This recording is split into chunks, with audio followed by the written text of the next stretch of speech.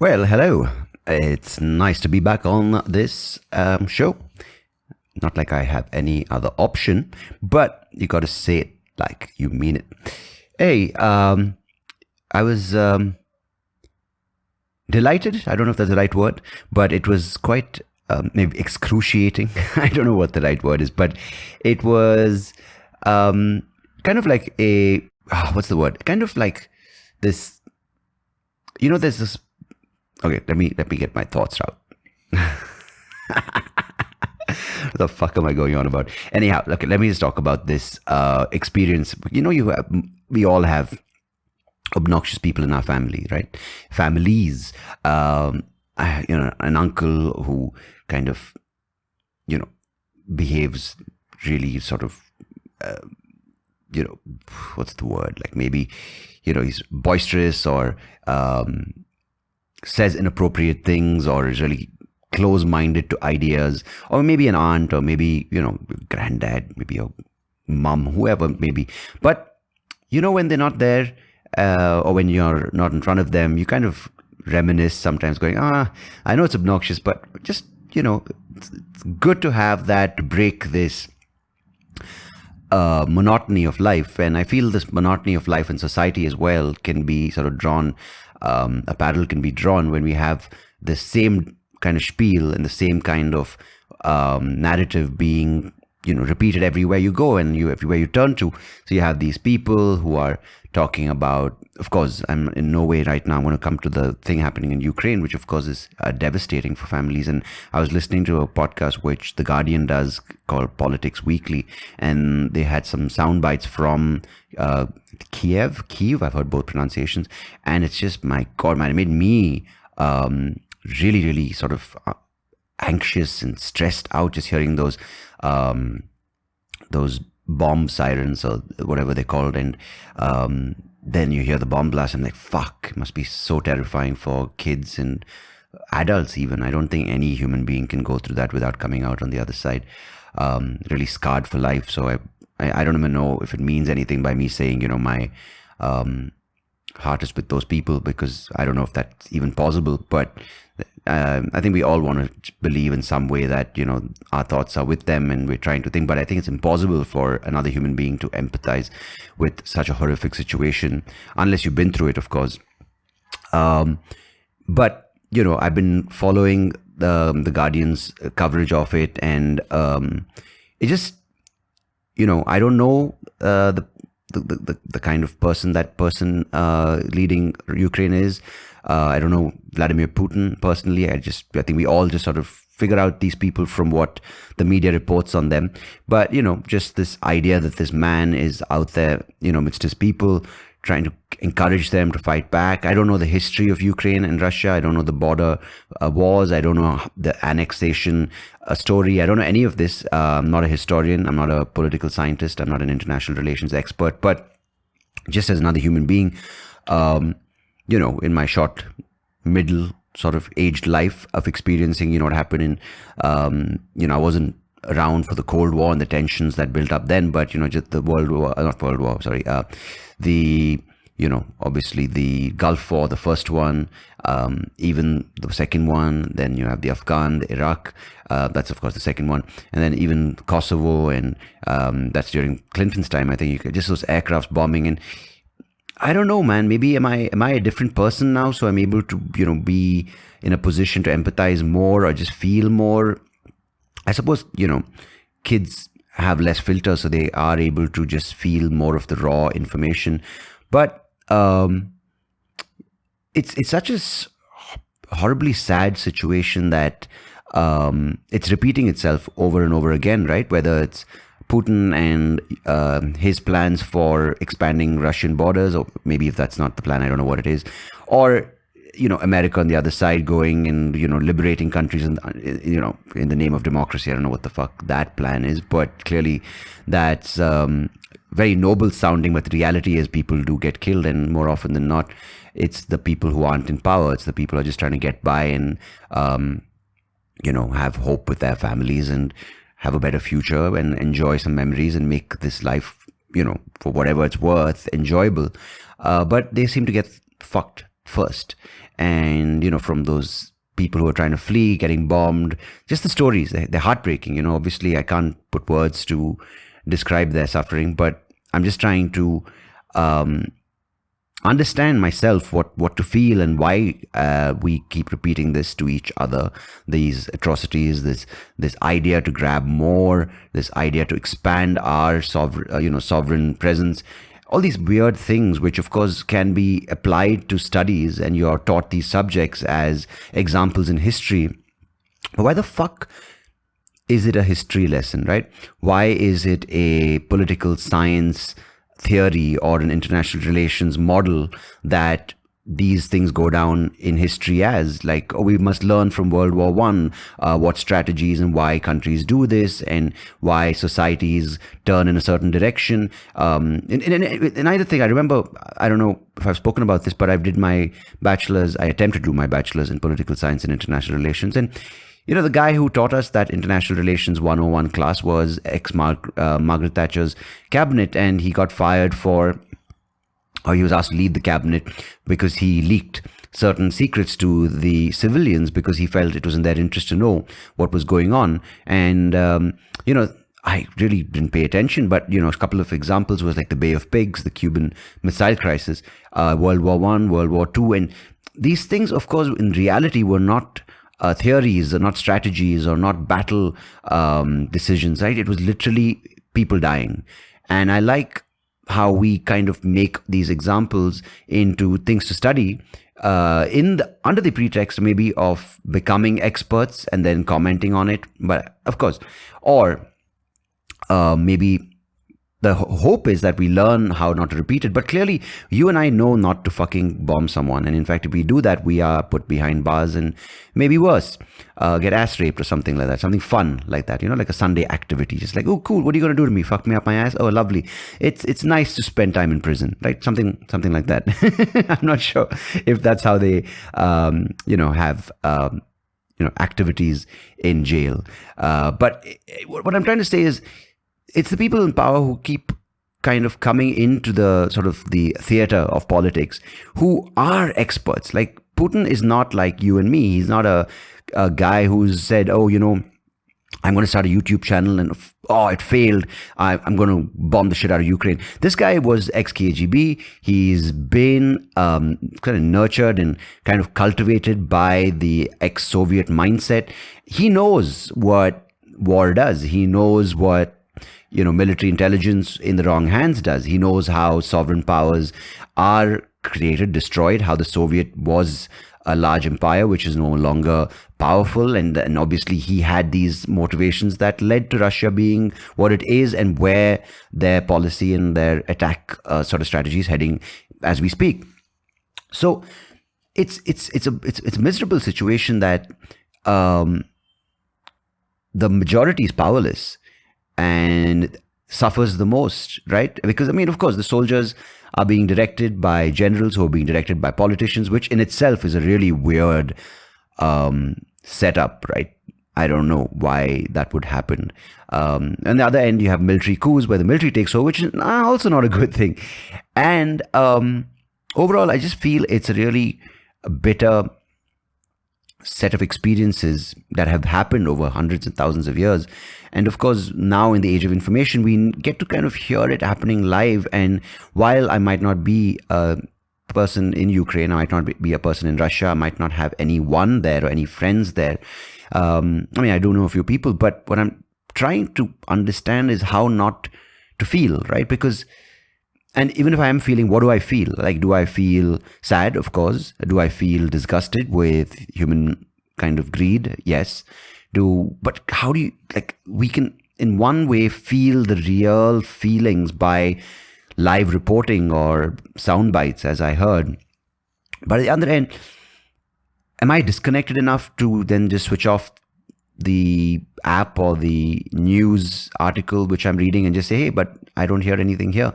So it's really weird. And then the narrative keeps continuing. The noise is there. And as I keep talking about, the noise is there. And you have people who are podcasters, people who are YouTubers, people who are news correspondents trying to get through the noise and report facts. But Then you have someone, and this is the reason why I mentioned this up top, the obnoxious uncle who has been missing in your life for a while because he or she, if your uncle's a girl, of course, that's a very progressive uncle who's decided to get a sex change. But what I mean is that obnoxious family member. You missed them for a while. You're like, actually, they're better off not there. But, sometimes it'll be interesting to get their take on this topic. And boom, that's it. That's Trump for you coming out in the news, saying things like crazy stuff. I can't believe he said this shit. In fact, it's borderline stupid, but it's borderline funny, and it's borderline crazy. It's borderline scary, right? Because this man, of course, people demonize him, and yeah, he probably said enough shit to be demonized. But he said this thing. I don't know if you guys read this, where he said the U.S. should send F-22 fighters with Chinese flags on them or Chinese symbols or whatever, the Chinese insignia. Insignia? Why the hell did I say insignia? I didn't mean to say insignia. My voice just went really funny when I said F-22 insignia. Insignia. Oh, whatever. What is it called? Camouflage? No, whatever the IDs, the identity sort of. Flags. Yeah, flag paint, whatever. And he said the US should send F-22 fighters with Chinese paint on it, like Chinese coloring, Chinese symbols, Chinese signs on it. And they should bomb the shit out of Russia and come back and then let China and Russia start fighting. And we should sit back and watch the fun. I fucking started cracking up because it's such serious news, heartbreaking stories. Like literally, I'm saying the progress of the articles, right? Like you have things like, Ukraine live updates, Volodymyr Zelensky saying that he's not going to back down, not to leave Kiev till this battle or this war is done. Then you have correspondents who are giving, blow by blow incident reports. And boom, Donald Trump saying bomb the shit out of them by disguising American jets as Chinese fighters. What the fuck is that guy on about? I don't know, man. He's entertaining. I know it's not a good thing to expect from a person who controls so much military might. Entertainment is not something you sort of turn to, I think. But it's just fucking, what the hell did he say? It's like that obnoxious uncle, like, fucking A. Now I know why we don't call him over, right? But yeah, that's what he said. And I don't know. I don't know what to make of this. Obviously doesn't matter what I make of this, but I just wanted to talk about it and sort of just put my thoughts out there. And of course, if you are someone, I don't even think you'll be listening to this podcast right now. If you're living in Ukraine, I don't know why you would turn to the SoapyRao show for solace. But if it's for anyone, if this is a sense of solace where you turn to, I'm glad. And thanks for tuning in, because especially if you're in any place which is not, I don't think anywhere in the world is kosher, but if you're anywhere where there's turmoil, whether it's in society, in your family, whether it's in your life, and if this show gives you some sense of, distraction, or takes you away from what you're going through, if it's tough, if it just gives you a little bit of respite for a while, I'm really thankful that it does that for you. And I'm really appreciative of the fact that you tune in to this show and let me be that distraction and that sense of respite for you. So I really appreciate it. And if you feel this will help, just me rambling on, talking about war in a very uninformed 2 years of political science, international relations in my undergrad. If you think this is going to give someone else a sense of what the fuck, please do share it with them. But yeah, I don't get emotional or any of that. You know me. I do get emotional. But I just try to understand feelings right now. I'm in that age because, things coming my way which involve maturity, emotional maturity, responsibility. I'll talk about that soon. I will tell you. You might already know. Some news that my wife and I have to share, which will be sooner than later. And I'll tell you about that, because that's another set of emotions I want to explore and talk about, and of course get your thoughts. And the way you do that, of course, my friend, is to drop a comment, or you can send in an email. If you're listening to this on YouTube, I don't know why you would do that, but you can drop a comment. Most direct way of getting in touch with me. Or you can email SoapyRao Show, SoapyRao @gmail.com. And Somnath will tell me, hey, there's someone who's written to you. And I'll be like, ooh, nice. That's how I react to Somnath. Ooh. So that's how we keep in touch. Now, my guest in today's episode is Sowjanya Shetty, as the name on the title suggests, or told tells you. She's a corporate woman in a corporate life, a woman in corporate life, now turned to the passion economy. I didn't even know that was a word, but apparently it is a word, a passion economy. She's a YouTuber, started a channel called Attitude Makeover. We talk about what she's experienced in corporate life and the various things that she's done to get to where she is and how that's helped her with all the learning that she has gathered over the years, helped her decide what she wants to do going ahead and how it has influenced what she wants to do with the Attitude Makeover channel, the conversations she has with people on that channel, and what the purpose of the channel is, and what she wants to get out of the people she's interviewing. So we talk about that and a whole lot more. And as always, ask a lot of questions, and I don't wait for the answers. That's the SoapyRao show. But she's a really fun person, and we had a really fun chat. So do enjoy, and do stay in touch, and do listen, as always, to this, previous, and future episodes. I appreciate it, as always. Till next time, goodbye, God bless, take care of yourselves, and catch you on the other side.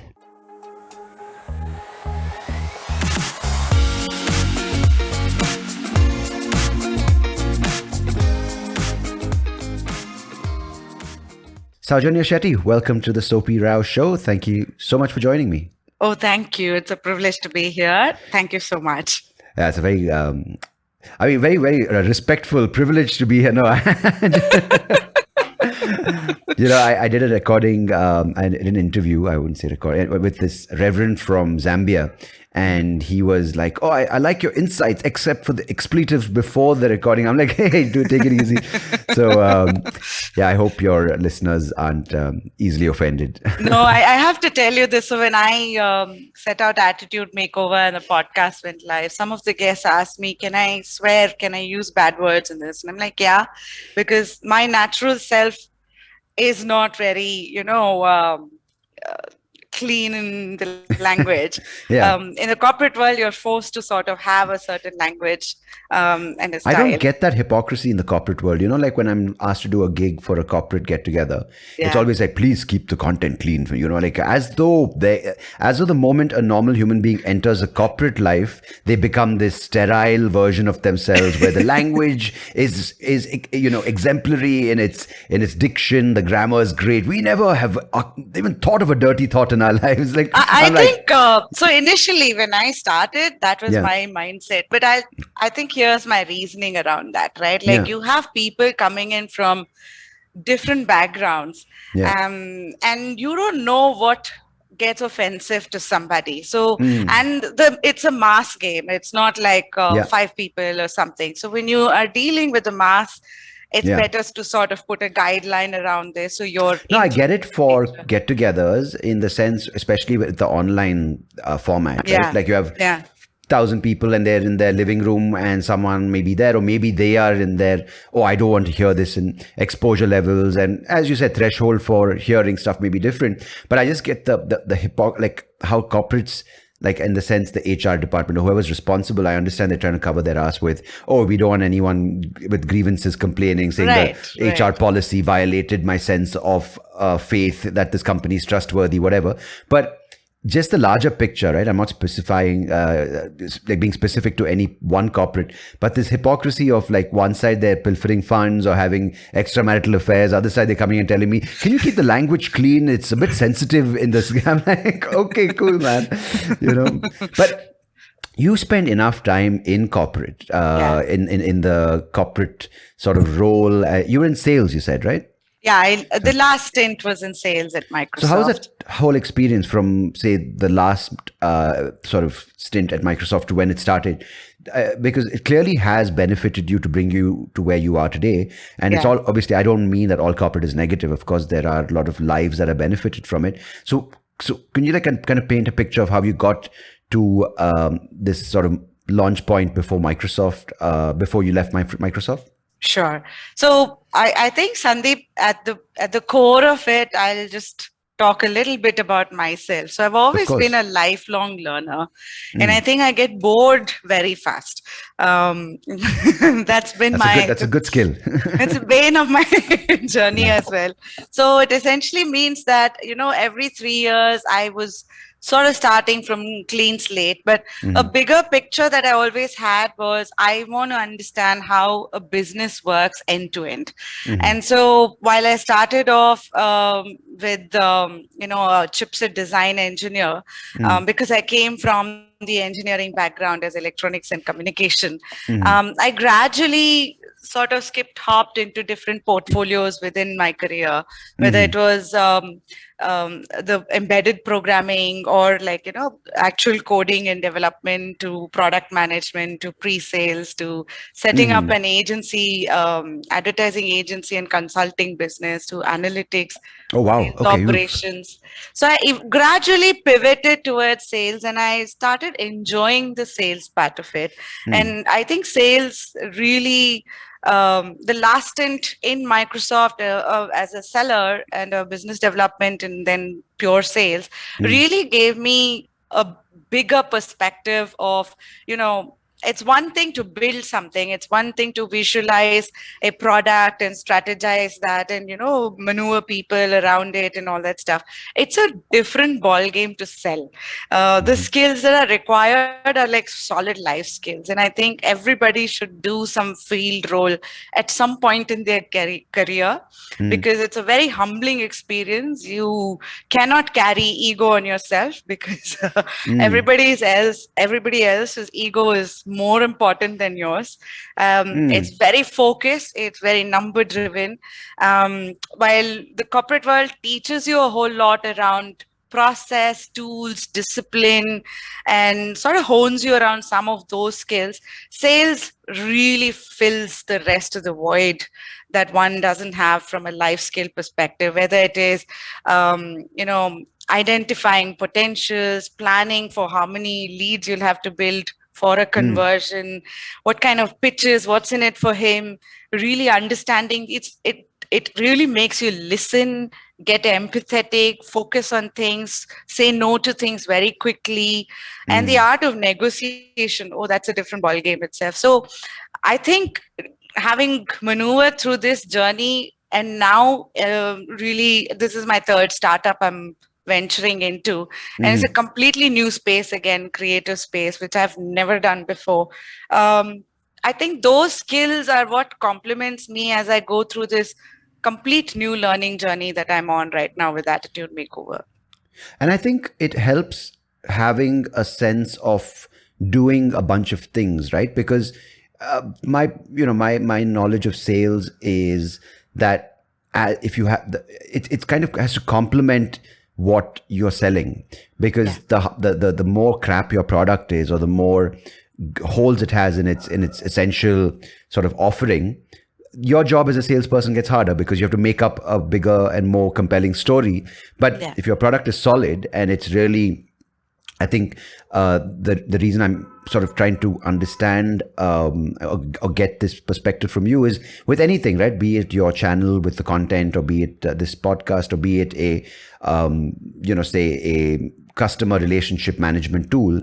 Yeah. If the product is good, the job of sales is to take it from 100% to 150 or 200%, right? But I find, especially when you mention egos in sales, it's so obvious, because you don't really meet the engineers that often, right? Like say at any big company which sells products or services, you don't meet, you kind of have to meet the sales and marketing people, because they're the ones who are the face of the company.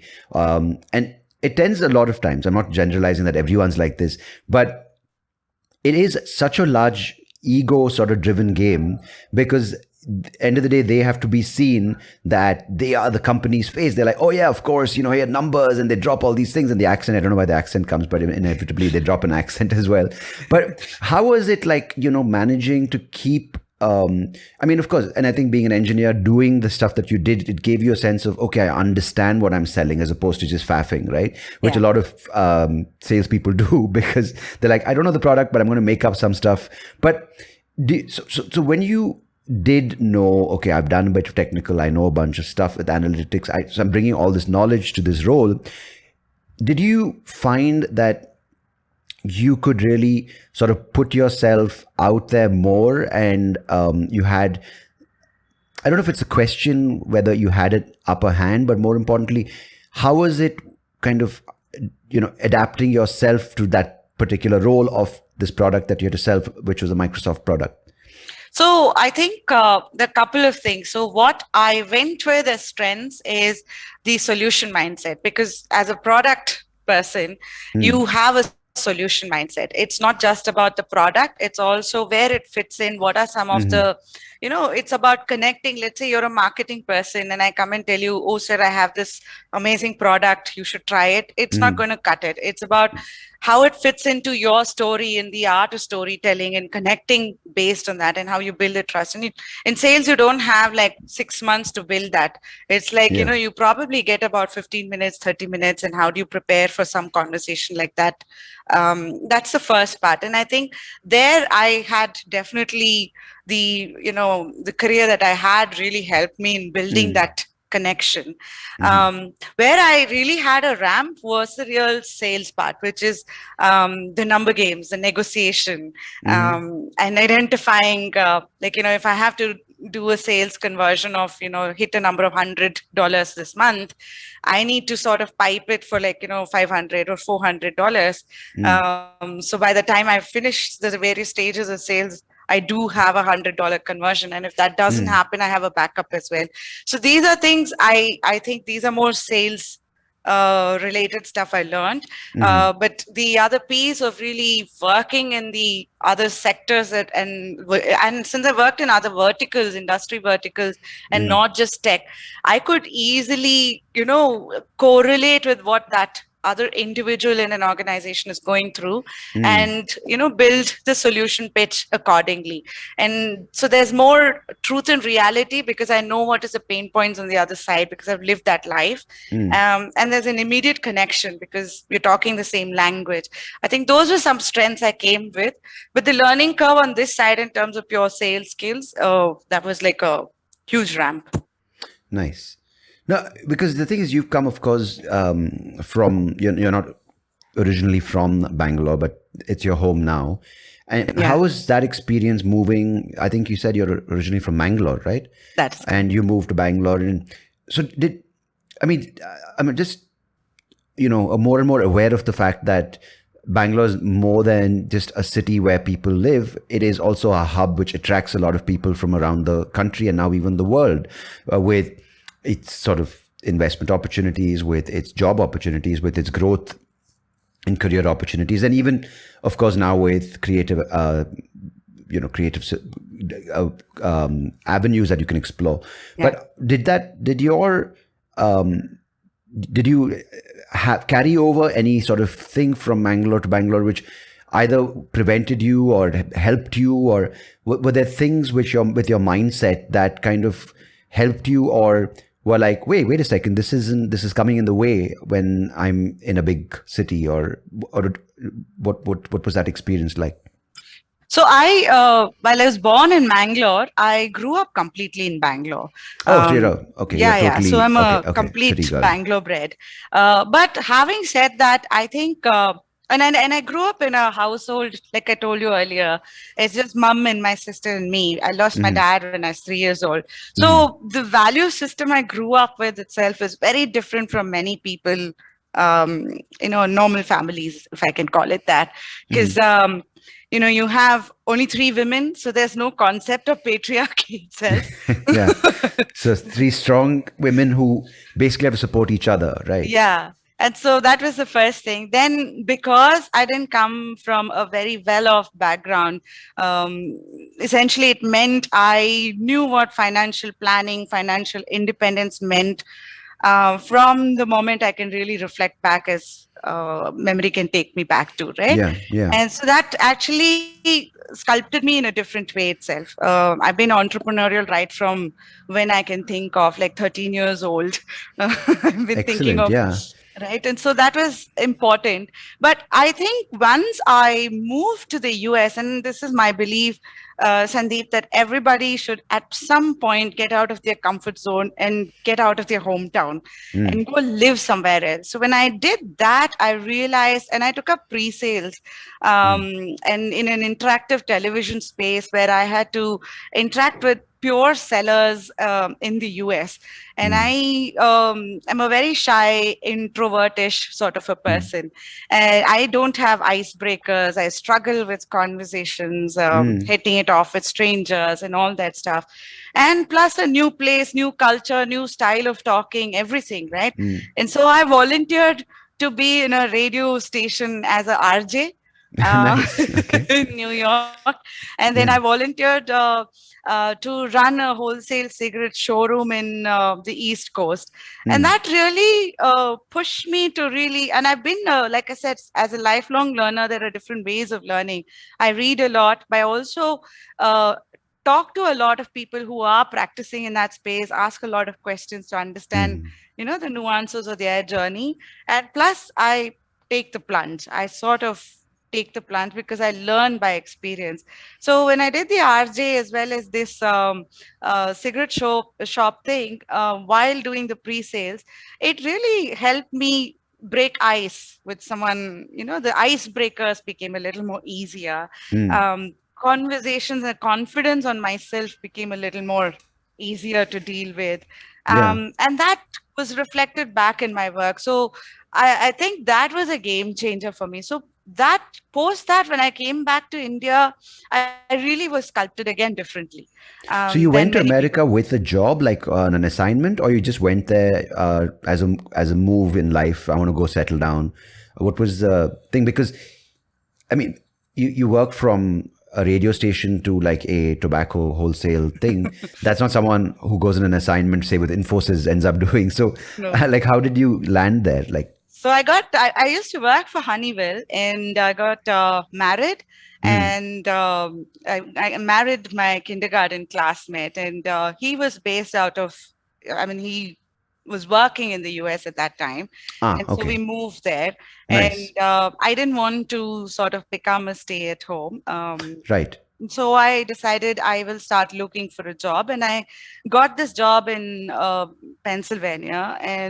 But and I've never done pre-sales before. I've been a techie. I was doing embedded programming and, that kind of stuff. And as a techie, as a developer, you have your own space. It's like a zone, you sit with your machine and you do your coding or then the guys you interact with are also like you, right? The conversations revolve around what's the new thing that's happening. How do you build something else? And whereas when you go to sales or pre-sales, it's a different conversation itself. It's a marriage of business, technology, worldview, everything that comes together. And that when you start realizing that, it sort of, has a impact on your confidence. You think 15 times before you open your mouth as to, is this a stupid question kind of a thing, which is where I decided, okay. And since US, you had the flexibility of, coming at 6 a.m. and leaving by 4, I could sort of do other gigs and things in the side. Nice. To constantly hone this. And so it really worked for me, because especially the cigarette showroom one, in terms of like, just planning inventory, understanding customers. So when a customer walks in, these are wholesale showrooms. So you need to know, this customer is actually looking for a Newport carton versus a Marlboro carton. Yes. And so these are like, huge Philip Morris trucks that used to come, to refill your inventory and things like that. So you had to manage and plan all of that. So it gave me a bigger perspective of, how to run a bigger business of this sort. Okay. So that really helped in the whole planning or molding my future career itself. Yeah, it gives you a sense of, I think the nice thing is gives you a sense of context, right? What to apply when and what to apply where. Yeah. Because it's great to have, I think, a classroom perspective and knowledge about, this is what you do when you go to make a pitch deck, or this is what you got to do when you're, say, planning inventory for a warehouse or logistical sort of issues when it comes to whatever the business. But if you apply the wrong information to the right situation, or the right information to the wrong situation, you're kind of just sitting there going, okay, you know what, I'm going to spend more and more time on this, but you don't end up finding an efficient way of getting the result. So because from there you've done you sold cigarettes. You worked in a wholesale cigarette company, and then you went to this phase of analytics, pre-sales, sales, and then you said you made the flip to an online creative studio, or rather a channel which makes life skill information about life skills and how to sort of get that ball rolling and how to go down an avenue of exploring. Okay, I have this idea for an alternate career, but many times you're like, where do I start? Yeah. And with the internet, it's great. But with the internet, it's also very confusing because you want to say become a YouTube creator or a video gamer. And suddenly you're looking online and everyone's like, oh my God, wait, you're a video gamer? You have 2 views? Man, I'll show you how to make $1 million in 1 hour. Then you're like, but I'm clearly not good at this because there's so many voices. Everyone's trying to shout louder than the other. Everyone claims that they got more following. Then the algorithms drive a certain kind of personality and a certain kind of content game more than another. So you have all these things. So then how do you decide in your situation that I'm going to enter this market, enter this game with YouTube as this channel called Attitude Makeover? Like, where did that spark or that idea to push ahead with it go or come from? So I think it goes back to what I said earlier. I've always been a learner. My way of learning has been books. I listen to a whole lot of podcasts. I enjoy long format podcasts. I don't like these small bite podcasts because it just gives you short, takes on things. But I like the long format because it sort of goes through a journey. You sort of get into the details and then you go back to I do have a research mindset, and that probably is the background that I've done work in that space as well.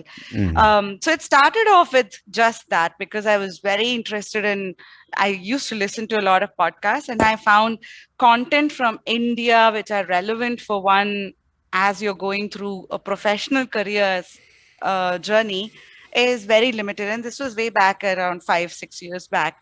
And I then try to sort of say, okay, I'm going to see what it takes to build content of my own.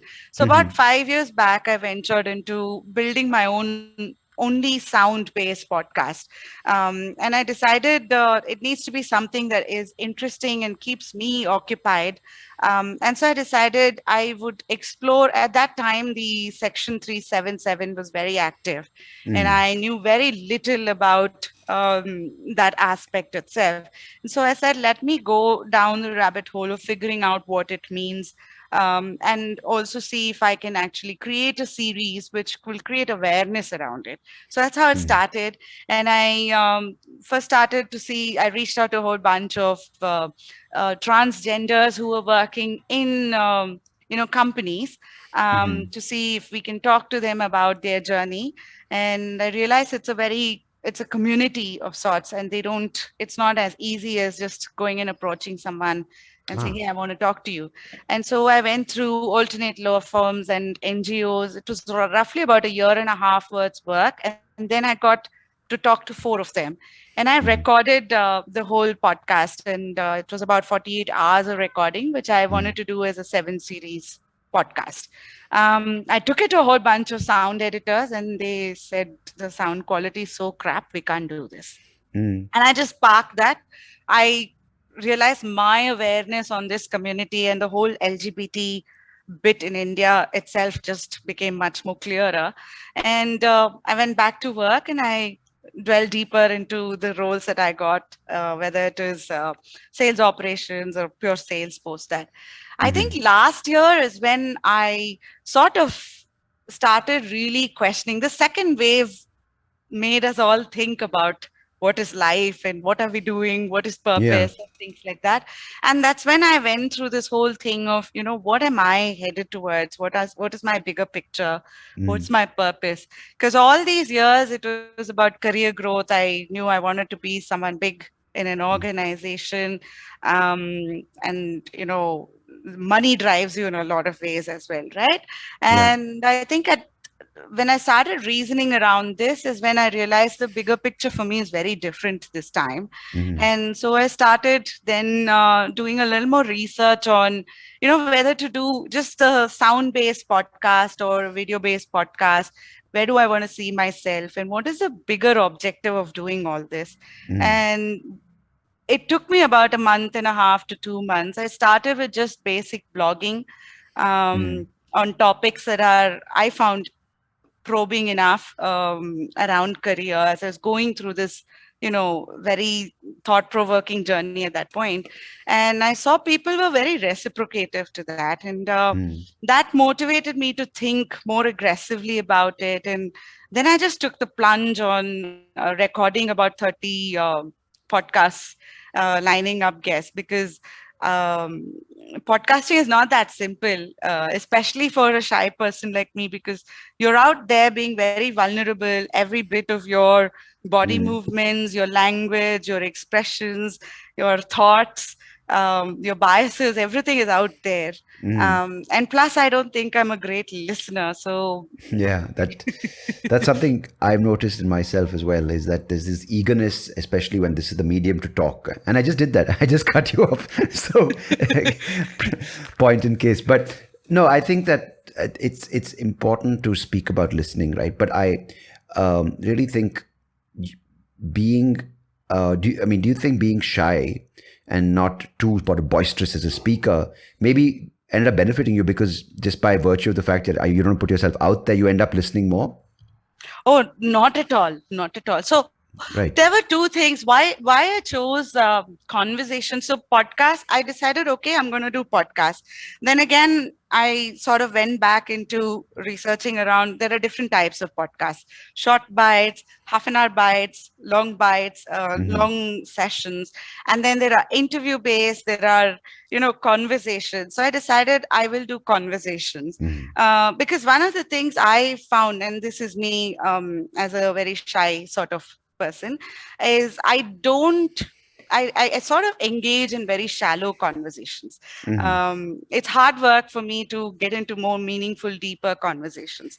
And I do that when it is required for me, like when it's part of my learning process, as selfish as it sounds, or I would do that with people I'm very comfortable with, but not with total strangers. And so I said, okay, let me explore this side of me as to why that's so inhibiting. And I chose very consciously to do long format, deeper conversations with guests coming from different backgrounds, like, creator, gig, as well as passion economy, because everybody has a journey. And if you see the first couple of podcasts of mine, there's all this and all that stuff. And then, the expressions, the body language. And I don't think I've fixed a lot of it still. It's a journey. But I think it's made me get into more meaningful conversations, ask more intriguing questions. To really, it's all about the guest for me. And so when it is all about the guest, then it is about how to get to know the guest better. And so you that really helps. From the on behalf of the audience, trying to open up this person, right? Yes. So do you find, because, it sounds similar to what I do on this podcast, it's a conversation, and I don't want one aspect of the human being or the person I'm interviewing to come out in the episode, but I want to understand a lot of who and what, rather not who they are, because that of course is also what they want to put out with their sort of strengths, and sort of hide weaknesses, or that's a personal decision they want to do. But more importantly, what shapes a person with various chapters in life that they've been through, right? It could be the learning, it could be the experiences, it could be family, it could be peer pressure with schooling, or with college or university, or with job, kind of pursuit of the money. So I had a couple of things I want to talk about, like, because you do talk to people in the space that they are really sort of keen on sharing and growing. So how hard is it? I think maybe I'll talk about the first point. I want to understand how are people willing to go deeper. I want to talk about that in a bit. But this thing you mentioned a few minutes back about money, right? I've been thinking about this as well, because you have a very different background. I have a very different background, but yet we catch ourselves pondering a lot about how this this instrument, I like to call it, also becomes an obsession, right? Yeah. Because you have very different set of things you've done, which is mainly a job role in an organization, and of course you've taken risks with other things. But end of the day, there was a salary, or there was a motivating factor, which was monetary, right? And mine has been entirely different in the sense, of course, I didn't have a proper job because I wasn't qualified to get a job that it was, it was thought-provoking enough. It was a job. It had a salary, but I found, and now people are like, oh yeah, but you can't really say each person and the other person are the same, because, there's this word being thrown around saying privilege, right? That if some person has a certain experience, they can't really speak about money, or rather lack of, right? But I feel it's the idea. I'm not talking about the amounts involved, but the idea is so easy to get obsessed by that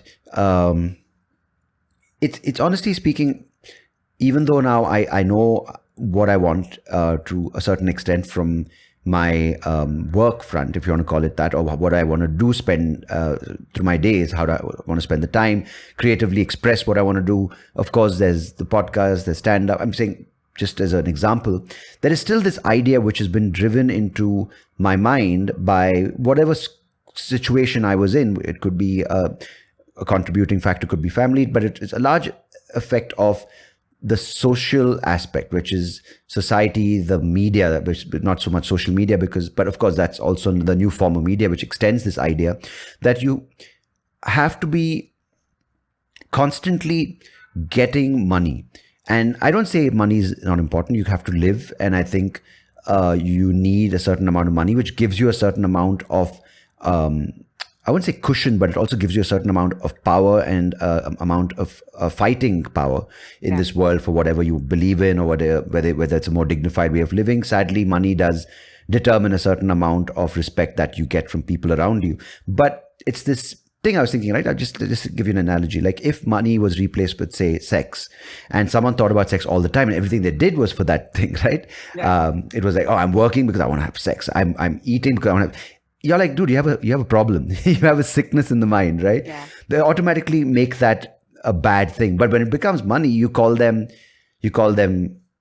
what do you call them? You call them investors. You call them like you call them like Warren Buffett, or you call them, you celebrate them. Say, look at these people. They've spent their entire life focusing and making money, and that is applauded. It's rewarded. It's saying this should be your role model if you are looking down the space. But I'm like, can there be, you don't have to have either thing, but why is a sickness or an addiction rewarded in some aspects? But if we are taught to say, okay, money is important, but use it as an instrument, use it as a tool, and don't let the outcome of more money be the tempting factor, right?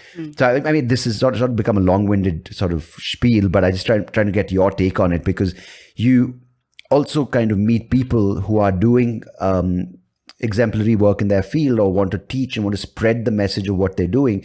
And how does money feature into that? And maybe after that, we can talk about how you get into that the point of the conversation past the facade or the shallowness.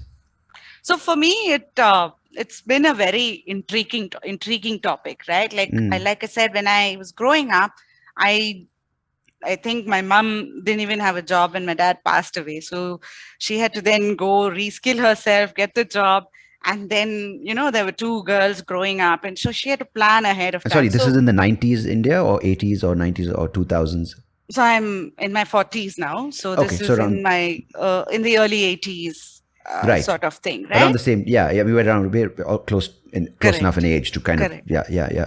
No, because just this is before, so for people who don't have context, this is before, Bangalore became the IT hub with thousands of job opportunities, call centers, or whatever may be, right? So this is the 80s Bangalore, which very different landscape. Yeah. And I studied in all subsidized. My education was subsidized. I studied in a convent school. Thanks to the nuns, I had, subsidized education. And she planned ahead of time the only thing she actually had as expectations is, I don't care if you don't learn dance or if you're not good in sports. I'm giving you the biggest gift in your life, which is education, for you to survive anywhere in the world. And I don't think me or my sister took that lightly, because we were seeing it very up close and personal. Every conversation, every bit of how much is the money coming in, what is the expense, was very clear to all three of us at home, and discussed openly as well. And so money was a big part of growing up for me. And I was also exposed thereby to future planning, a little bit about financial literacy, financial education part of it as well, very early on. As I got into the corporate world, in the early years, it was a big driver, because I've not seen it. I wanted to live independently. I wanted to live luxuriously. And so it was a big driver. But I think when I came back from the US, it changed from money driving it to really positioning the value prop I have. And so money became a second conversation. The objective became more of learning and how I'm gaining that, filling that portfolio for myself, kind of a thing. So money automatically came in, and it really helped me, widen my scope of reach and things like that. But it was not like a big driver. And another thing that really helped me was I married my kindergarten classmate, and together the rule of thumb that we had in our marriage was that no loans. Nice. No loans, no credit cards. And that really helped me again, because when you don't have any liabilities that you're working on, the attitude that you go towards a job or a career is very different. This is not happening. I don't like it. Okay, no problem. I'm going to move on. I'm not like stuck there because I have an EMI to pay and things like that. Right? But gradually I realized, as I started growing in my career, that my relationship with money has been changing. It's not like a big aspect. And that probably is coming from a point of, I have it, so now let me, talk about this kind of a thing. I don't think I would have had this attitude and approach if you had talked to me about 15 years back even. But as I which is quite remarkable, and that's why I asked you your point of view on it, and just so you can, before you continue with the idea of it, is because it becomes a trap, and which the corporates use to keep you, I wouldn't say kind of in their debt, but you end up becoming a part of this cycle, which is very hard to break, because it's a cycle which never kind of ends up satisfying you, but ends up becoming more and more sort of deeper in its kind of clutches on your expectations, on your satisfaction levels, on your self-worth levels, on the way you look at yourself and look at life, because every motivating factor needs to have a number, a price tag. And what I find remarkable about, or surprising rather, and in a good way, is that how you could kind of in your head tell yourself, especially when your relationship with money was not the most favorable growing up, say, okay, you know what? Okay, money is good, but now I want to understand what's my potential as a person, as a human being, not as a sales executive who can reach head of sales or chief marketing officer or whatever it may be, which is the highest position because of the price tag that is attached to it. But to say, okay, you know what? Okay, money is good. I have it. I can use it. But I want to understand how I can learn to understand this aspect of my self, maybe a creative aspect, maybe a curious aspect. So that I just wanted to add that thought in there before you continued. Yeah, absolutely. And the reason I was able to do that is because of the fundamental principle of no loans, no EMIs, and no credit cards. Because otherwise, you're in a very catch-22 phase of life. You're constantly trying to feed one, which feeds into the other, and you're in a cycle of sorts. And so I think it started off with just a question of how much is enough, like what is enough, and because I was on this curious path of really getting into understanding money last year, I made it a point to actually get into some of these conversations with my guests as well. And one thing I noticed is a lot of career journeys are shaped and refined and tuned depending on your relationship with money, just like mine. The relationship with money sort of defines a lot of things on how you take a plunge, what kind of risks you take, how much of a risk you take, everything, right? It's very much, we live in a society which is very capitalistic. Even if you want to get out of that interlock, it's very difficult. And so this relationship is a crucial part of really, either going after your passion or, even how you look at things. Should I just pause? No, don't worry about it. We encourage dogs on this, background noises by dogs. my dog she barked. I don't know if you heard her, but the doorbell rang. Oh. So she's featured on this podcast multiple times. So your dog, I think he's a German Shepherd by the bark. No, this is a Doberman. It's a she. She's right. Leia. And so... Nice. Yeah, that sounded like a watchdog, an attack dog, or a defense dog. Doberman, German Shepherd. Yeah. She's just a sissy looking. I mean, she just looks scary, but a complete wuss. Oh, really? Okay. So is mine. My dog's name is Jinke. She got into a bit of a confrontation with a dead leaf. And the dead leaf ended up winning. She went to attack it. The wind blew the leaf, and she's like, "What the hell? It moved!" And she came running back in. But no, I think I mean, it's amazing that we are so blind to this idea that it's such it's an obvious bait, right? And I'm not undermining anyone's situation. If you need money, you do need a way to make it. It's important because without money, you cannot live, especially for multiple reasons, like from a most fundamental, I need to feed myself, my family, to even a more social level, right? You need to, for the betterment of yourself. It could be with health, it could be access to healthcare, it could be access to better food, it could be access to better education. You need money. Yeah. But the sickness of being in this money trap, and I think the lockdown really brought that to the forefront, where people who made a lot of money suddenly had no revenue because whatever reason, whether they got laid off or whether they were on furlough or whatever it may be, they might have had a lot of showing off power just before the lockdown, saying I get an income of 6 lakhs a month or 1 crore or maybe $100,000 a month, whatever it may be. But that was all caught up in the trap to feed that loop, and suddenly they're like, shit, where's all the money gone? Yeah. Which I find a way which is being used to control people and keep them constantly off balance, which is something I was thinking of. Like, okay, you because I work from home, and overtly it looks like I don't do much, man. And I don't do much, I'll be honest with you.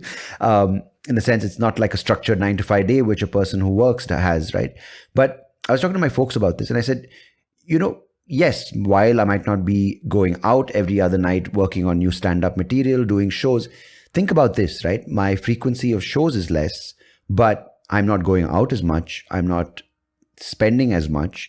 I'm at home doing this podcast, and I do the occasional show. So for them, I was like, think about it. I spend less going out, but yet I don't have many expenses, but I'm still getting the occasional show. So they're like, yeah, actually, you aren't perceivably seen as working harder, but people think the more they work, the more money comes, the better off they are, which is not always the case, right? Yeah. And I realized this, I think when you start introspecting around this, you go on a total introspection journey, because then comes, okay, so then what's the bigger purpose? Yeah. Right? No, how much is enough is the starting point, and then comes, okay, what is the bigger picture for myself? So I see Attitude Makeover as my second stint of sorts. Nice. And so it's like it's a different purpose than the previous one, where I can bring what I've learned from the first journey and sort of really create an impact on the second journey. And that was very helpful. And as I talked to my guests, I realized that there's a clear journey path that each one of us goes through. And the pace at which we figure this may be different. The sequence at which we figure this might be different. But eventually, you sort of unearth this gradually. depending on what level of introspection you're in, or if you're completely lost in work, then that's a different priority. So you're going deeper into a subject itself. So, and it's all fine, but you learn from different experiences and different people. No, I find that extremely important, because I tried doing that and still trying. And I think it's one of those things, as you said, the pace is something you determine, and it's so easy to get carried away by someone else on a YouTube video saying, what happened to this person is transformational and blow your mind. And you're like, it's not blowing my mind because I still haven't done it, right? Yeah. But, it's because this idea that, oh, I've spent 15 years work experience, that's it, my learning's done, I should be at this place. There's a sense of entitlement. If I put in this much time, it should result in this direct correlation with how much I'm worth. And even that term itself, how much are you worth, which is a stupid question, right? It's like your worth is attached to your bank balance or to the assets you have. When you ask these questions of what is enough, the worth becomes irrelevant, because you already know that your worth as a human being is there, and you don't need these attachments of identity and ego to give you a sense of worth, which is another entire different topic. If you want to go down there, we can.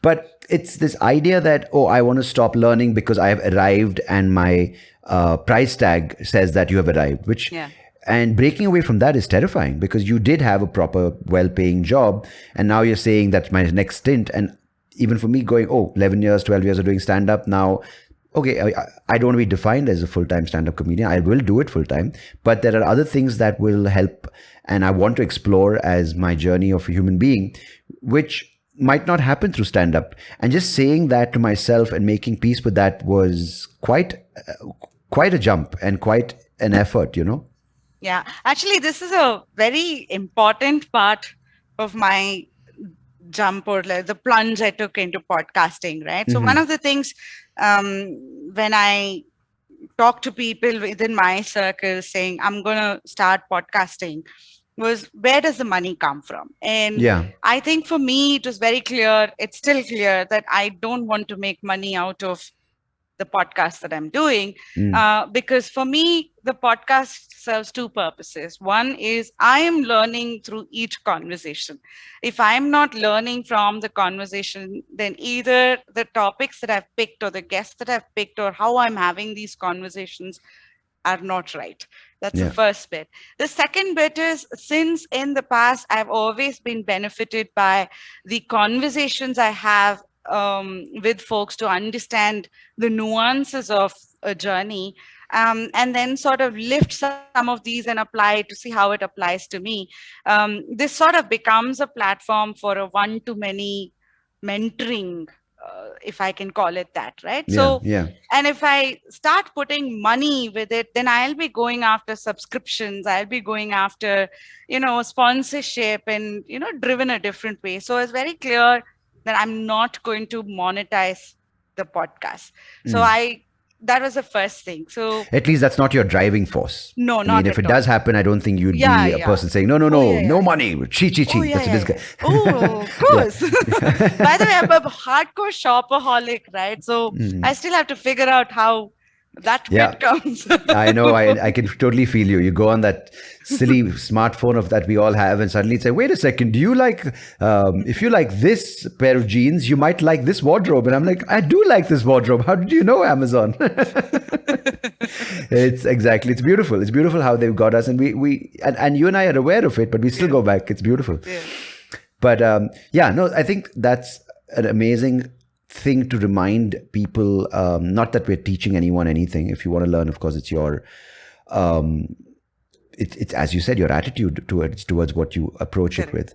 But I think it's so easy to be carried away by the fact that whether you are making money and you're getting offers, because the drive is completely different. Then you seek the right platform. You're constantly looking at analytics. You're constantly like, why comparing yourself to other platforms, doing the format in a way that a successful podcast would do or a successful format would do.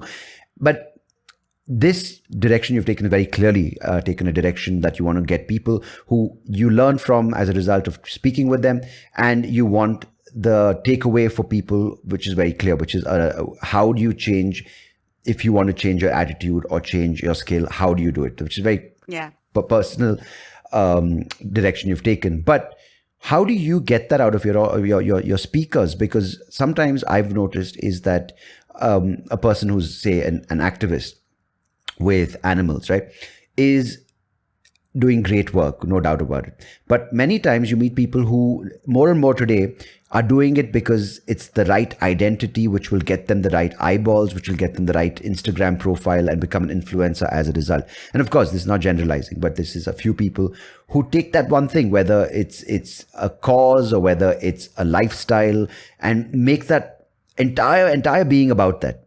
Yeah. And once you want to get a little deeper with them, and once you scratch the surface and get past that identity, that label that they are flaunting and celebrated for, they don't know who they are. So, it's very hard for you to get to know them because they don't know themselves. Yeah. So it's a very good question, right, Sandeep? Because this podcast is all about good questions. It's just that I don't let you finish the answer. No, you've been doing a fine job. So. Thank you. It means a lot from a fellow podcaster. So first thing I discovered is like the first 7, because I was completely new to everything, right? From, podcasting to the technology to the canvas itself. I decided to really reach out to my friends. So my first 7 podcasts are just very close friends of mine. And they were comfortable to come and have a conversation. And I was very clear, I'm not going into just success stories. I need the devil is in the details, and I want to go into that. And if you're okay with that recording, is when we will do that. And so the first 7 really helped me just build my confidence in terms of, the fundamentals of running a podcast, I guess. But that really then helped me to start preparing for my next set of guests. And I bring in guests from a very eclectic mix because, and that's because of a learning. I come from the corporate world, and within that, the network is pretty good. But when I speak to them, it's a certain brand they have. There's a certain, what is that? What is the right word? Identity, like you said, that they have. And it's mostly about success. I have done this, I have done that. And, those are the conversations. And we don't speak about the failures and the vulnerabilities that much in the corporate world. And so what I noticed is when I was getting guests from the creative as well as the passion economy to come as guests, they were, because it's all about, that is how an identity is created. They are very proud to talk about that as a journey. Like, for example, Prithvi and his journey of just the art of learning about himself and really rediscovering himself. Or most of my guests, for that matter, how do they go about? They're much comfortable in talking about those vulnerabilities and journeys. That helped me understand that when I sort of identify guests, one is what kind of guests, and I wanted to bring them from different, economies of business. 2 is, I always ask them, is there a passion that you're working on? What's keeping you up these days? It could be like, for example, the war today, just the humanity or the, the complexity of the war or the history around it. It could be like, in the case of my last guest, it's about dogs and behaviors of dogs. And so what's keeping you, really engaged and passionate about? What is it that you're passionate about? Because again, it's all about the guest. And for me, it's about learning from the guest. And so once you talk about a space that is really passionate, that they're passionate about, conversations just flow in. And then it's about you basically going the rabbit hole to understand that subject that they're so passionate about. And I'm not going with the whole thing of, I know it all. I'm going with the attitude of, I want to learn. So it's only questions. And like, for example, supply chain. I had one guest come and talk about supply chain. And I was, he opened the doors and the avenues for what is happening in India about supply chain, especially in the agriculture space and the agri-tech space, which I was completely I didn't even know about anything. Yeah, And yeah. it really opened doors for me in terms of exploring new things. And that was the whole purpose of the first part of it, right? Am I learning something? Am I, Yeah. understanding something new or something, discovering something new? I think the moment I went into that model, and there's a lot of research that happened. So, like, for example, when you and I spoke, we spoke for Mm. almost 2 hours. Um, and I checked to see, are you comfortable going to talk about some of these journeys, to talk Mm. about some of these vulnerabilities? Yeah. And I asked these questions as well, very curiously. But there is no questionnaire. We just pivot on a particular subject, and that's it. Yeah. Then you come to the studio, and I don't know how it maneuvers. I don't know if it will continue in that topic. We've even jumped to different topics as well. Yeah. So the guest sort of takes me through a journey for that hour or 1.5 hours. And I found that Mm. to be really interesting, both for me as a style of conversation, as against Hmm. preparing questions. And, I've done that in the corporate world, where you prepare questions and you go into a webinar and you facilitate a conversation of sorts. And I Yeah. didn't want to do that. So it was a very conscious one. But this model really helped me, maneuver through these conversations. Long answer, Yeah. no? No, it's good. It's. I was just. I was thinking that's a good answer, which makes you think for more for the next question, as opposed to like, what, I need to paint my wall. That that wasn't happening.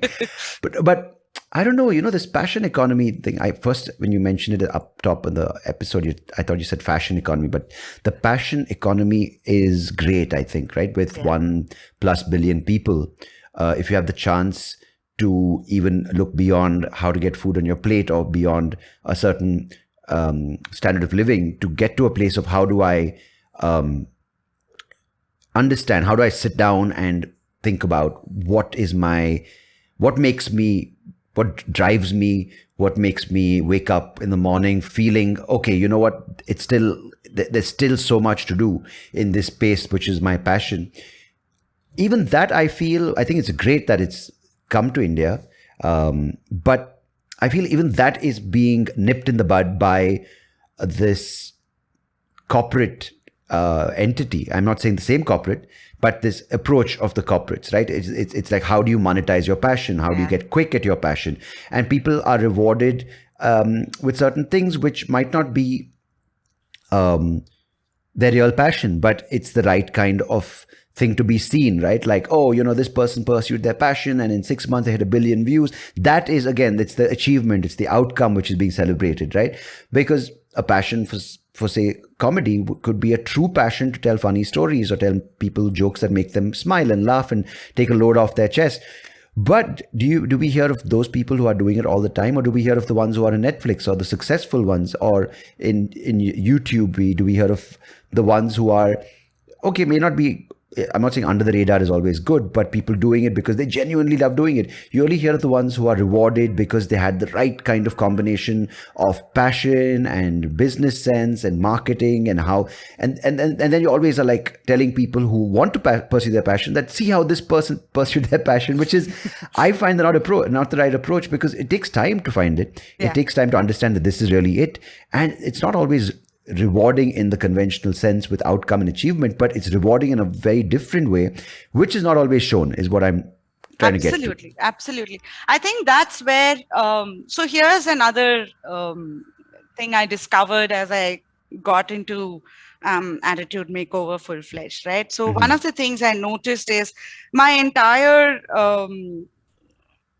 setup, whether it is the studio, whether it is my production house, the teams that are really helping me with the creatives, all of them are 22 to 25, 26 years old. Yeah. Right. And all of them are in the passion economy. So they're doing something that they really enjoy. If I just step back, our parents sort of worked and lived in an organization from the start of their career to their retirement. Yeah. If you look at our generation, we sort of stick to a certain space that we're comfortable with. We either go into depth or sometimes into breath. And we hop within that comfort zone. Yeah. It could be we hop companies, we hop certain, technologies Levels. and Yeah. things like that. Yeah. But if you see the next generation, it's very different.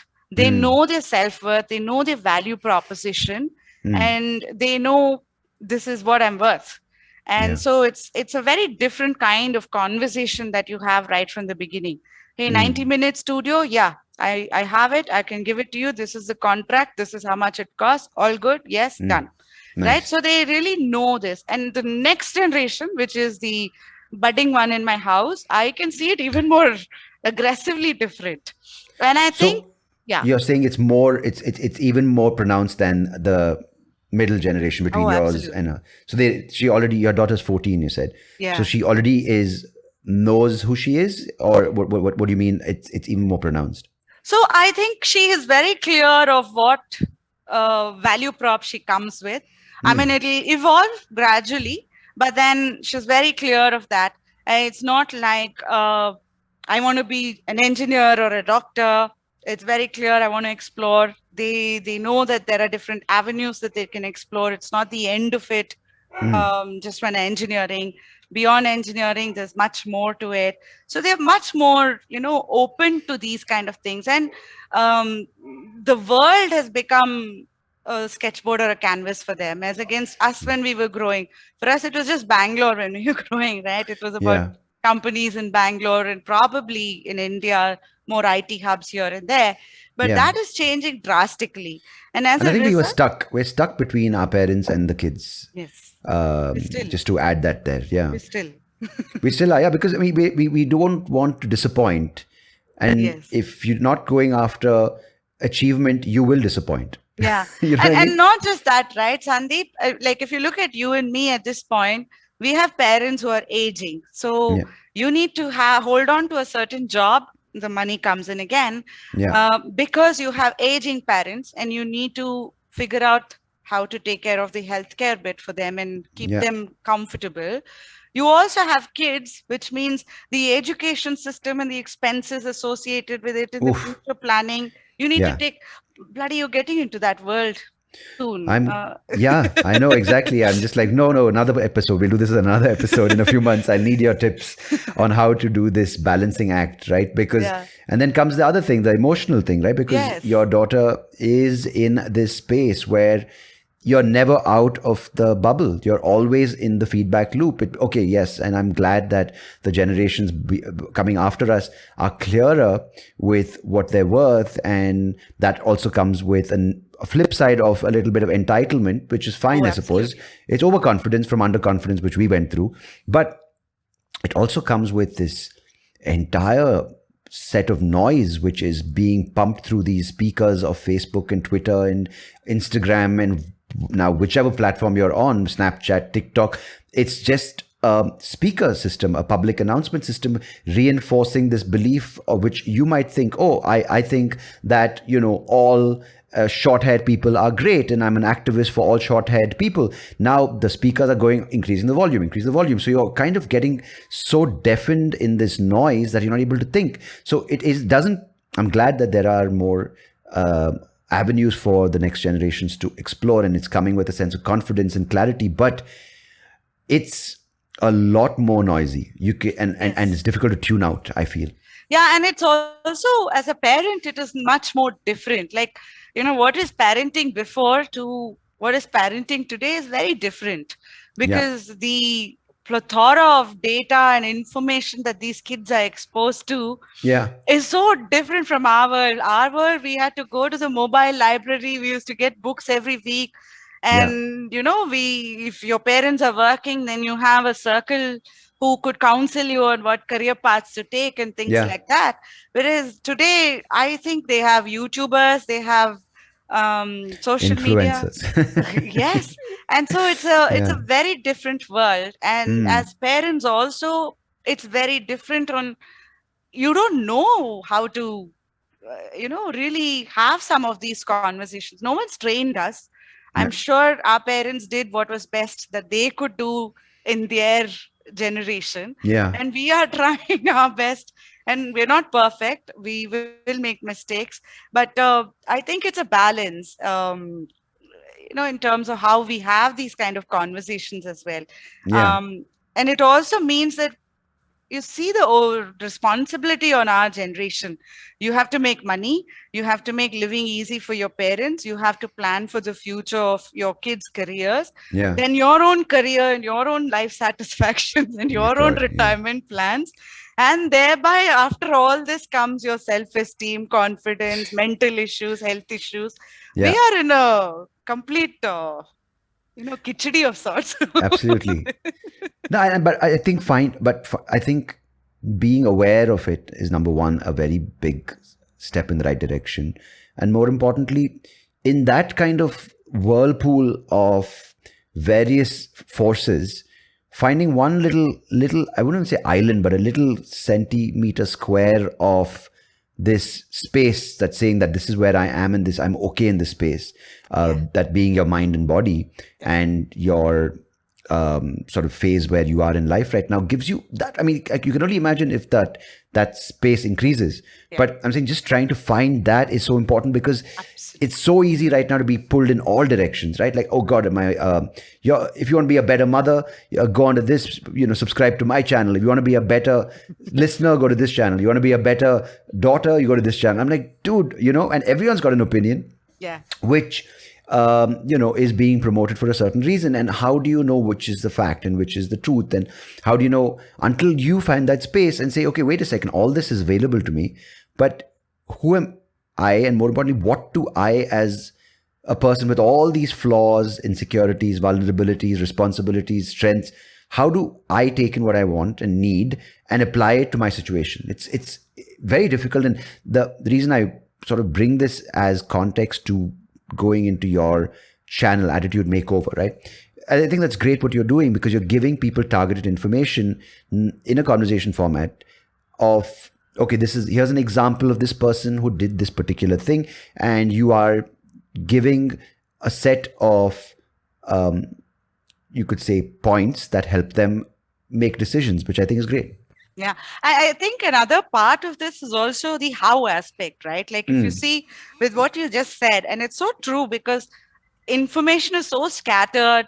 You probably are following like a Tim Ferriss or Lex Friedman or XYZ, and then a whole bunch of psychologists. These days, you're following a lot of psychologists, then a whole lot of community groups like moms and, technology groups, etc., etc.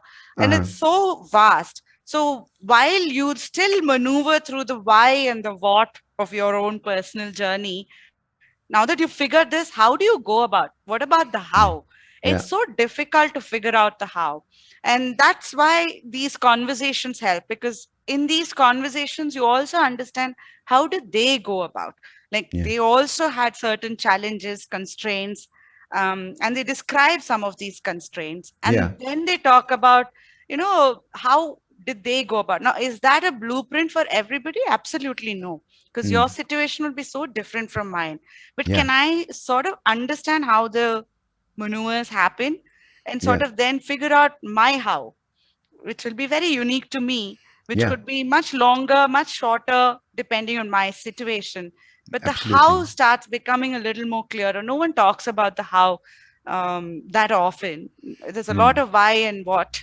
But the how it's easy to say the why and what and not share the how. Yeah. Because I think the how is like, oh, I saw Sowjanya, she's a really popular YouTuber, and but no one will tell you. I mean, it's very difficult for you to tell someone how I did it, right? Because I'll assume that, oh, she sat up all night editing when that might not be my strength. So I'll waste an entire year trying to learn editing when my strength may not be that. I might just have to go to a studio and hire someone to do it. I'm saying that is something as simple as how can help a person, right? Because knowing that person's how is not your how. Yeah, absolutely. And that's exactly what happened when I started the podcast, because I had done it earlier. Like when when I did it the first time, there's a lot of arrogance and ego saying, podcasting, I want to get into it. How hard is it? I'm a technology person. But then I burnt my fingers after spending 1.5 years in terms of, I just couldn't pull off the content, even though I had 48 hours of content. So this time when I went into it, I sort of reached out a whole bunch of podcasters asking, will you mentor me? Because I want to understand how you went about. And I even volunteered as a guest in a bunch of podcasts to see how are they doing it, to then identify what is the how that will work for me. Do I take it in the long way of really editing it myself and things like that? Or do I just onboard a team for that aspect? And so I'll stay focused on the bigger picture that I am trying, because I know how I function. I lose interest if things get complicated in the tech space, and I can get very detailed in the perfectionist space. So I figured I might as well just get someone who knows the production bit. And so, so I can just focus on the conversation, the guest, and the topics and the depth that I go into. Whereas production is something that's a teamwork and I get a team going. So the how becomes really important in this, and no one talks about that at all. You'll sort of hear bits and pieces in different workshops or different blogs and things like that. But these are more like, longer format in nature, books. If you're into reading books, again, there is a how aspect that comes out. Yeah, absolutely. Yeah, but even the how, it's important to realize that it's not always going to work for you. No. That how, right? Yeah. Because people might say, it could be an instructional video on how to play a sport or get your cricket swing right or whatever, right? But it's important to realize that, I think, especially with what you're trying to do with attitude shifts in the mind or how perspective changes, is to understand how you as a person, as a being, work. And I think that is really difficult, because I think it's very easy with a lot of people saying, no, that's not what you have to do. That's not how you do it, because you're not like this. You are like this. You are, and it suits their agenda. So I think, I just wanted to say it's great that you're doing this and giving people a glimpse of the fact that they have options. And I think that is many times something they might not be aware of. They might be very sort of well-painted sort of lines showing them the lanes that are different avenues, but showing them that within that lane or even beyond those lanes, there are more lanes which might not be always celebrated or rewarded, but there is maybe a need for it. There is joy in it. There is a sense of fulfillment in those lanes which aren't with the clearest sort of marks, Correct. And I think I'll give you an analogy. Another thing I learned in this process is also patience, right? Like I used to play hockey in school, and you don't learn how to sort of take the ball all the way to the goal in day one. You very gradually learn that. You probably take months and years to actually ace it better and better. But it starts with just going to the field and showing up. And I think that's very important for us. A lot of us struggle, including me, right? It took me a while to really take that plunge. Quitting a corporate world, which is like very cushiony, really luxurious and things are sorted out, to starting something like this where I don't even know ABCD of it. It takes a different kind of courage. And absolutely. And people are always fearful of, okay, what if I fail? What if this goes wrong? So that fear and those threshold, are the ones who drop all the nasty comments, I've realized. Sorry, just to throw it that in. The ones who want to do it, but they can't do it. So they hate on people who are doing it. Anyone. They hate on anyone who is doing it. That's their insecurity and jealousy speaking out. And they're now known as the trolls. So just putting that out there. Sorry. So I think for me, it was also important to understand the pace. But first step is to just show up, is to just take that plunge. Now, is my plunge the right way? I don't think so. For everybody, will it work for everybody? No. Most likely not, Yeah. So you could be in your own proper professional career path, but then can you look at the bigger picture of where the world is trending? What are some of the mega trends, and what are some skills that I should start honing for myself to be ready for that? That could just be your future plunge that you're taking. Or, I figured this is my passion. 3 years from now, I want to take the plunge into that passion. So how do I gradually set things right in my life to take that plunge? That could be another route. Or I'm just starting out of college. I need to figure it out completely new, either as a startup or whatever. That could be a complete different path. But that's why each one of us are in a different journey. And that's why the guests come from different backgrounds, to be able to help one to understand which journey maps to their current situation, and then decide it for themselves. So it's a very introspective way of looking at it, I think. Yeah, because I think it's also a lesson, and I think that's one thing which I get pissed off in the corporate spiel is this work-life balance, which is total rubbish, right? Like, honestly, you work, of course, we all have to work towards something, to get food on the table, to get some sense of satisfaction, fulfillment, to kind of build our sort of personality with all the various aspects that go into it. But you don't have to define it by a 9 to 5 or a job title, right? You work, you have skills that you get, whether it's skills that are giving you strength to sort of cope with different inputs and different environments, or whether it's a sense of release. That's a form of a skill where you want to play a sport, or it could be a skill to listen, to be empathetic. I mean, you can put words like skills on it, but it's just how do you get through this one chance we've got called life, and not tear your hair apart. And and I feel this is something which no one talks about, is that it might not be the most tempting, because you will be standing in the headlights going, oh my God, every act of mine is out there. It might be visible, it might be criticized, it might be shunned, it might not be accepted, it might not be celebrated. But when you do feel that you are accountable, you are responsible, and you are all of it just by virtue of the fact that you are standing out and not a part of a group which you can hide for your failures or be rewarded for your successes, I think that strength is it's unequal, or absolutely, it's unparalleled. Absolutely.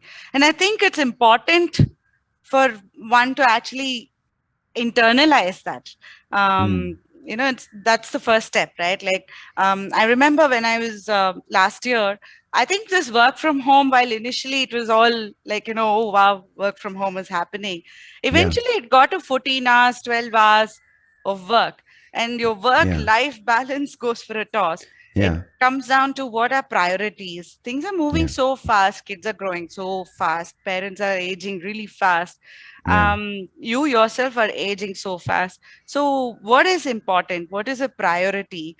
And maybe you can't change that today, but can I start working towards really changing it for that ideal space that I want to function in at a later point? And how do I prepare myself for that? I think that introspection has to start, because I was just reading a report yesterday, Sandeep.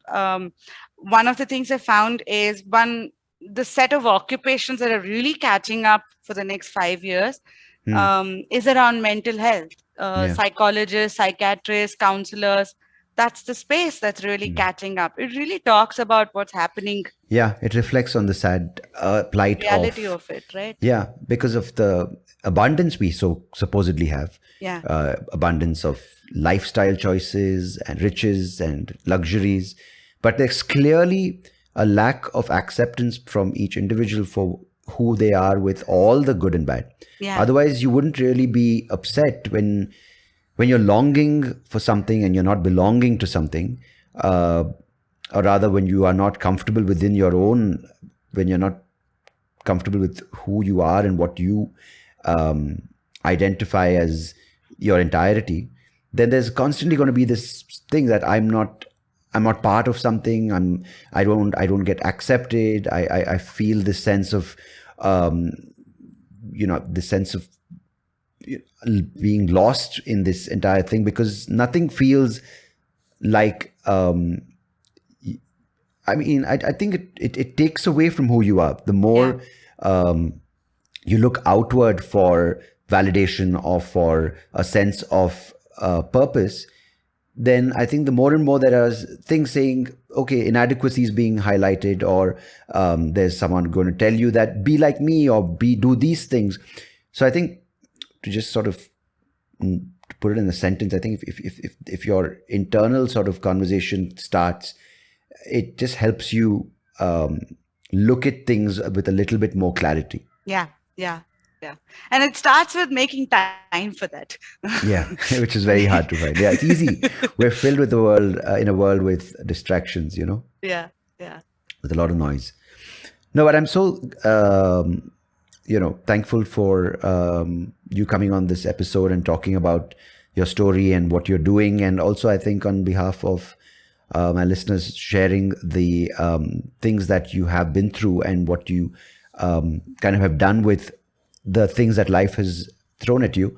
And good luck with the conversations and the channel. And I think it's great to see and meet someone and talk to someone who's doing work which is beyond themselves, and sharing ideas and sharing stories and sharing things that people can use to apply to their situation, to understand who they are and how to use that to move ahead in this experience we call life. Thank you so much, Sandeep. And thank you, first of all, for having me here.